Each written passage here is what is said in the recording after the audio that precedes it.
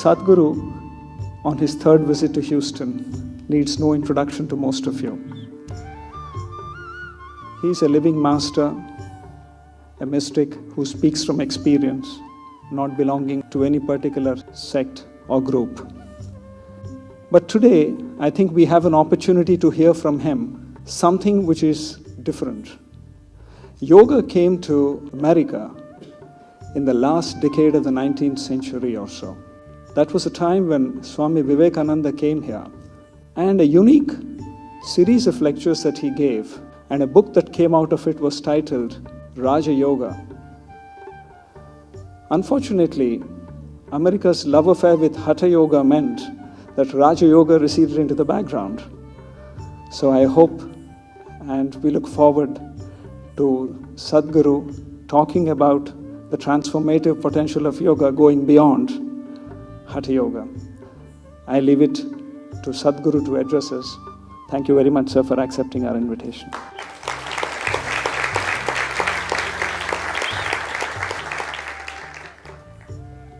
When we utter the word yoga, particularly in this part of the world, you're thinking of impossible postures. Yoga and postures have very little to do with each other. In over 200 sutras that Patanjali gave out as a part of consolidating the knowledge that was already there, only one sutra is about the asanas or the postures. He said, Sukham Stiram Asanam. It simply means a posture which is comfortable and stable is your asana. But the remaining 200 and odd sutras got neglected. Only this one came to the West. So what is this yoga? The word yoga literally means union. What does union mean? Today modern physics is going about propagating that as you sit here, every subatomic particle in your body is right now in communication with the entire cosmos. Or in other words, what you think as myself is a certain process. It is not an absolute thing. If you don't understand what I'm saying, you just have to close your mouth and hold your nose like this for 2 minutes. You understand this is not absolute, this is in constant transaction, not just in the form of breath, in every possible way. Wherever you are in your life, whatever you are in your life right now, you want to be something more than what you are right now, isn't it? Whoever you may be, you want to be something more. What more depends on what is your currency of operation. If you know only money, you're thinking more money. If you know knowledge, you're thinking more knowledge. If you know wealth, you're thinking more wealth. If you know power, you're thinking more power. If you know love, you're thinking more love. If you know pleasure, you're thinking more pleasure. It doesn't matter what is your currency, but fundamentally, you want to be something more than what you're right now. If that something more happens, what? Something more? And this… we can go on with this endlessly. So it looks like you are looking for a lot of expansion. Whatever you know best, in that you want to expand. This is the nature of the human being, that you want to expand limitlessly. So, your goal, whether conscious or unconscious, is fantastic because you're looking for infinite expansion. But the method that you're employing is hopeless. Because through physical means, you're trying to find infinite expansion. If this longing to expand finds a very basic physical expression, we call this sexuality. If it finds an emotional expression, we'll call this love. All these are efforts to make something which is not a part of you into a part of yourself, to include something as yourself, to expand who you are right now. If it finds a mental expression, it gets labeled as ambition, greed, conquest, or simply shopping. If it finds a conscious expression, we call this yoga. It is not a question of right and wrong, it is a question of what works and what doesn't work. With sexuality, with love affairs, with ambitions, it looks like you're getting there, but you never get there. Sometimes it gives you a taste of real expansion, but next moment it's gone.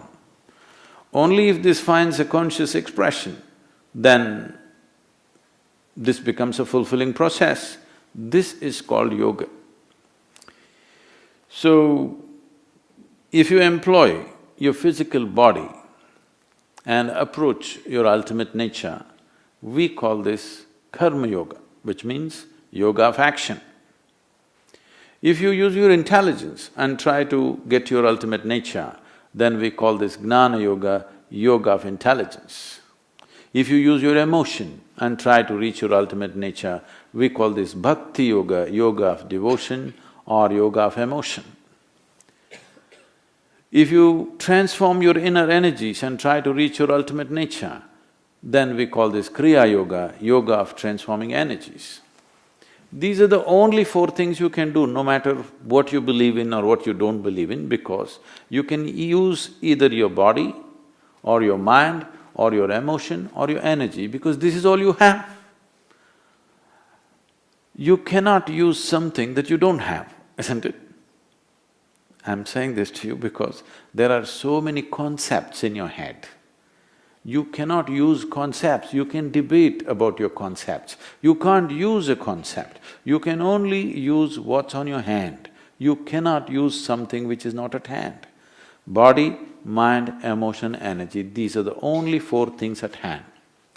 Now, this karma, gnana, bhakti and kriya, which one should I do? Tell me, is there anybody here who is just one big body, no mind, no emotion, no energy? Or just mind, no emotion, no body, no other things? Every one of you is a combination of these four things. Only thing is, each one of you is a unique combination of the same four things. In one person the body may be dominant, in another person the mind may be dominant, in another person the emotion may be dominant, in another person the energy may be dominant.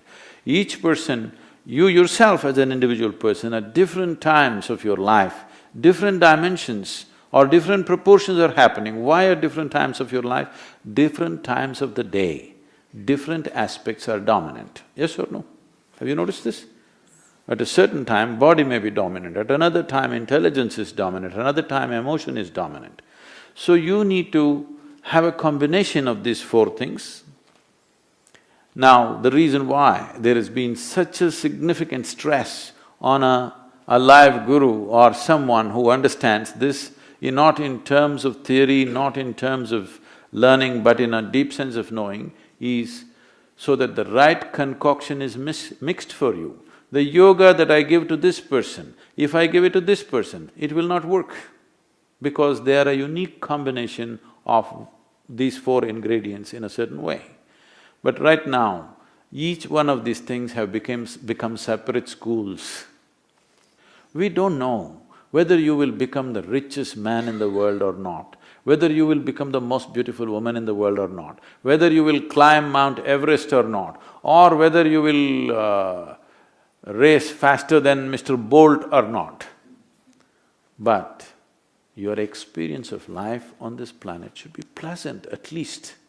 This every human being deserves, and this every human being is capable of, if only if we keep our notions, our ideologies, our belief systems aside for some time and just look at the fundamental way in which this mechanism operates, and accordingly if we operate, keeping this pleasant is a very effortless process. This is what yoga means, the mechanics of life.